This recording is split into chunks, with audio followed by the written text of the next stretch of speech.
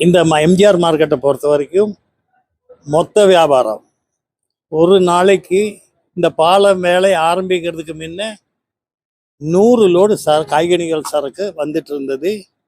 இந்த 100 லோடு 500 வாகனங்களுக்கு குறைஞ்சபட்சம் ஏற்றி செல்லப்பட்டிருந்தது. முக்கியமாக கேரளாவுக்கு அரசின் வழிமுறைப்படி கலெக்டர், மாவட்ட விவசாயத்துறை, அக்ரி டிபார்ட்மெண்ட் நாங்கள் இதை முன்னெச்சரிக்கையாக முன்னமே ஒரு 3 ஆண்டு காலமாக டிகே மார்க்கெட், எம்ஜிஆர் மார்க்கெட் வியாபாரிகள், மொத்த வியாபாரிகள் ஒரு 85 பேர் திருமலையம்பாளையம் நகரத்துக்கு வெளிப்புறம் உள்ள திருமலையம்பாளையம் பகுதி பஞ்சாயத்தில் 9 ஏக்கரா பூமி இந்த வியாபார கோடவுனாக யூஸ் பண்ணுறதுக்கு வாங்கியிருந்தோம்.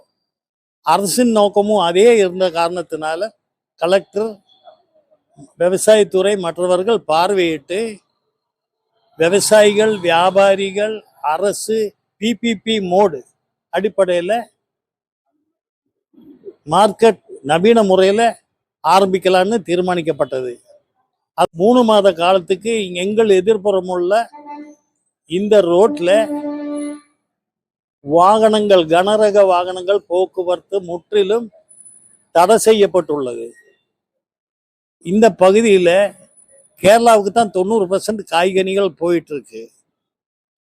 திருமலைம்பாளையத்தில் ஏற்படுத்தும் பட்சத்தில் இந்த மார்க்கெட்டுக்குள்ள வந்து எடுத்து செல்லக்கூடிய குறைஞ்சது 1000 கனரக வாகனங்கள் உள்ள வராமல் இருக்கிறதுக்கும், எங்க வாடிக்கையாளர்கள் எல்லாம் கர்நாடகா, மைசூர், ஒட்டஞ்சத்தம் போன்ற பகுதிக்கு போயிட்டாங்க. இங்கே முற்றிலும் எங்களுக்கு வியாபாரம் இல்லை.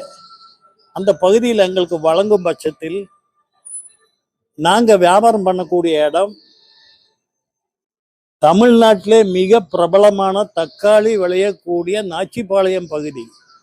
அதே மாதிரி நாட்டு காய்கறிகள் விவசாயிகளும் இந்த கவனத்தில் கொண்டு அரசிடமும் எங்களுடைய இந்த கோரிக்கை உடனடியாக நிறைவேற்றும் பட்சத்தில் இந்த பண்டிகை காலம், கல்யாண சீசன் போனது வரும்போது சுலபமாக விவசாயிகளுக்கு நல்ல விலை கிடைக்கக்கூடியதும் 2000க்கும் மேற்பட்ட குடும்பங்களின் வாழ்வாதாரம் மீட்கவும் வசதியாக இருக்கும் என்று கேட்டுக்கொண்டு தாழ்மையுடன் தற்காலிகமாக அந்த இடத்துல வியாபாரம் ஆரம்பிக்கிறதுக்கு உண்டான அனுமதியும் ஒத்துழைப்பும் தருமாறு அரசிடம் தாழ்மையுடன் கேட்டுக்கொள்கிறோம்.